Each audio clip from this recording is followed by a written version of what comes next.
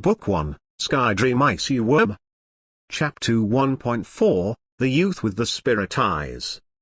The girl ran towards Huo in high spirits.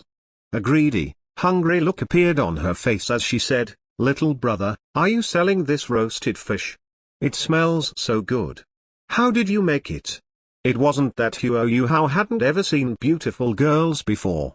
While he was in the Duke's mansion, many of the servant girls had been very pretty, however none of them had ever come as close as the girl in front of him before. Furthermore, none of the girls in the Duke's mansion were comparable to the girl in front of him either. She wasn't an absolute beauty that was perfectly flawless, but she had a sort of outstanding temperament. Huo's face turned somewhat red as he replied, I'll treat you both to a meal." The girl giggled in response. "Little brother, you've even become embarrassed. Then, I won't be polite." As she talked, she stretched her hand out to take the roasted fish that Huo had passed over. She didn't seem to care about what she looked like as she carefully ate the roasted fish, then let out a loud cry of hot. At that moment, the youth that had been following the girl walked over. He had a helpless look on his face as he raised his hand and greeted Huo. Then he said to the girl, "Xiaoya, this little brother hasn't even eaten yet you've already started eating." Xiaoya's beautiful eyes widened as she angrily retorted, "What did you just call me?" The youth immediately raised his hands in surrender. "Fine, teacher Xiaoya, that should be fine, right?"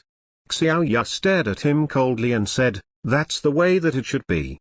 You should pay attention to your status." Although she wasn't that old, her gaze was filled with a charming look. The onlooking youth couldn't help but have his expression turned blank.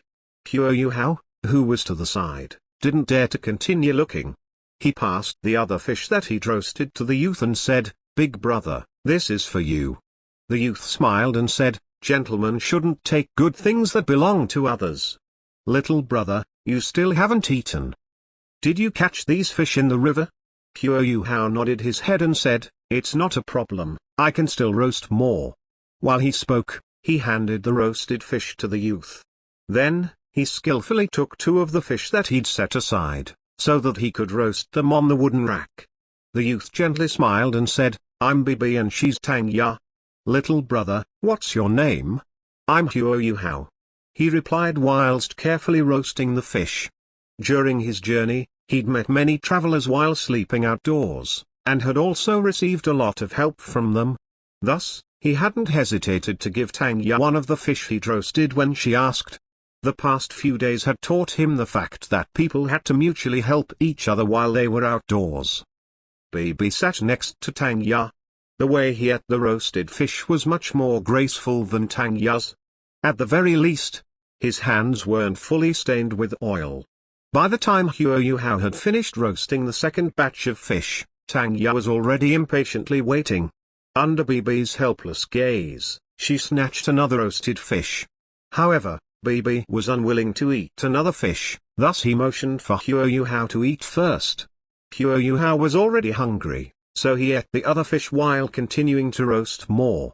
Although the seasonings used on the roasted fish were only salt and purple basil, the roasted fish's taste was extremely delicious. And although the 10 fish weren't that big, their size together was still quite large. All of the fish were eaten by the 3. "This is simply too tasty. I've never eaten such a delicious roasted fish before. Little brother Huo, how about I hire you as a chef, okay?" Tangya laid down on the grass, and stretched in satisfaction. Her curves were completely exposed, but she didn't seem to mind at all. Bibi scratched his head whilst looking at her, but didn't do anything about it. "Do you have any money, teacher Xiaoya?" Bibi asked, splashing cold water on her idea. I'll have money in the future." Tangya was slightly embarrassed as she sat up. She glared at Bibi, seemingly unhappy at him for ruining her plans. Huo stood up and said, "Brother B, Sister Tang, I'll have to leave first."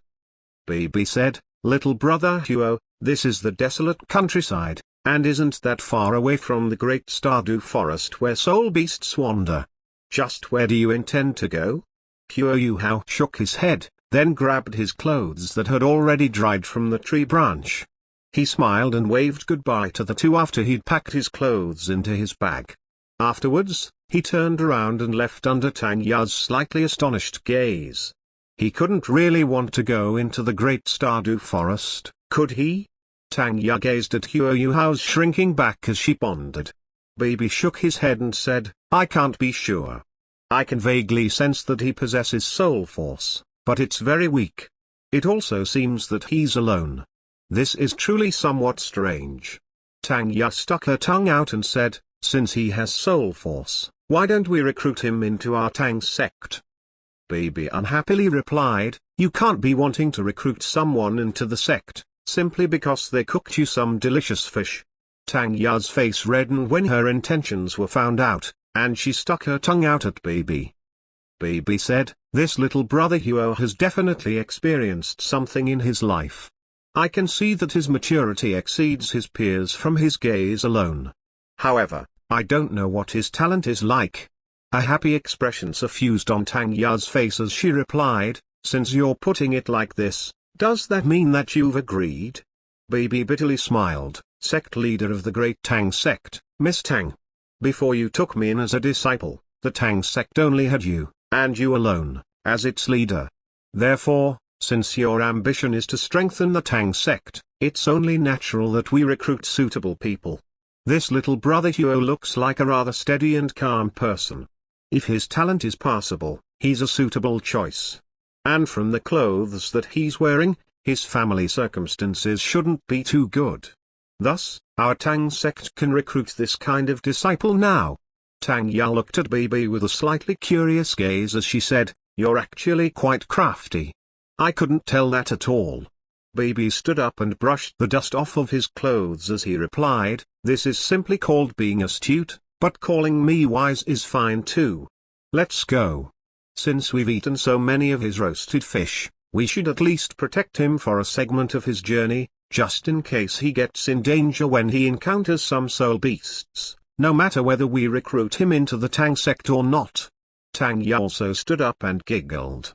You're indeed quite smart this time, because your thoughts are actually identical to mine. Let's go after I clean up a bit. Huo Yuhao was naturally unaware of the conversion between Bibi and Tang Ya.